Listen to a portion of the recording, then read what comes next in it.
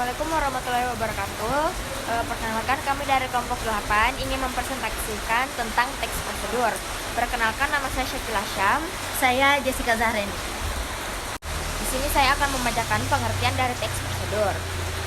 Teks prosedur adalah sebuah teks yang berisi langkah atau tahapan untuk melakukan suatu hal. Teks prosedur menjelaskan cara membuat atau mengerjakan sesuatu dengan langkah-langkah terstruktur. Baik, jenis-jenis teks prosedur. Yang pertama, teks prosedur sederhana. Teks prosedur sederhana berisi langkah-langkah yang terdiri dari 3-4 tahap. Contoh teks prosedur sederhana adalah menghidupkan televisi, cara membuat teh hangat, cara membuat kopi, dan lain sebagainya. Yang kedua, ada teks prosedur kompleks. Teks prosedur kompleks merupakan teks yang mempunyai banyak arah secara detail.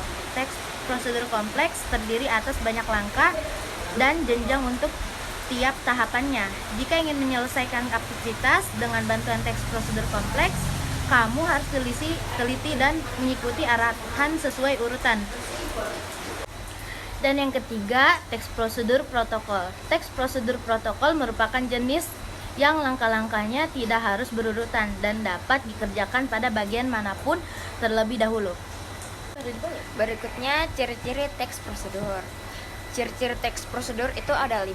Yang pertama, menggunakan kata-kata kerja perintah, dan yang kedua, menggunakan konjungsi, dan yang ketiga, menggunakan kata-kata teknis, dan yang keempat, terdapat tujuan kegiatan yang dibahas. Dan terakhir, yang kelima itu adalah ada alat dan bahan yang digunakan untuk membuat kegiatan yang dibahas. Kemudian ada struktur teks prosedur. Struktur teks prosedur dibagi menjadi 3, yaitu tujuan, langkah, dan penegasan ulang. Setiap teks memiliki struktur untuk pembuatan dan penyusunan. Pada bagian ini menjelaskan tentang suatu proses atau tahapan secara struktur. Tahapan ini penting untuk dituliskan supaya proses akhir bisa lebih maksimal. Kaidah bahasa teks prosedur. Yang pertama, banyak menggunakan kata kerja perintah atau imperatif. Yang kedua, menggunakan kata-kata teknis yang berkaitan dengan topik yang dibahasnya. Yang ketiga, banyak menggunakan konjungsi dan partikel yang bermakna penambahan. Dan yang keempat, banyak menggunakan pernyataan persuasif. Yang terakhir, menjelaskan benda dan alat yang dipakai. Ada pula kata-kata motivasinya, yaitu menyerah berarti menerima bahwa kamu lelah, tetapi untuk beristirahat dan mencoba lagi adalah tanda sebuah tekad. Biarlah semesta bekerja dengan semestinya. Kita hanya perlu menjadi peran yang baik untuk jalan cerita yang buruk.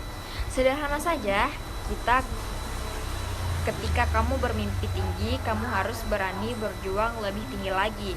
Usahamu kini tidak akan membuatmu menyesal di masa yang akan datang. Salah satu contohnya adalah motor. Sebelum kita menyalakan motor, kita akan menekan tombol starter. Setelah ditekan, putar kuncinya.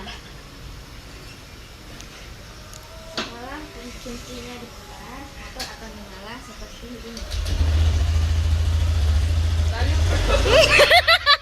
Sekian dari kelompok kami, kurang lebihnya mohon dimaafkan. Wassalamualaikum warahmatullahi wabarakatuh.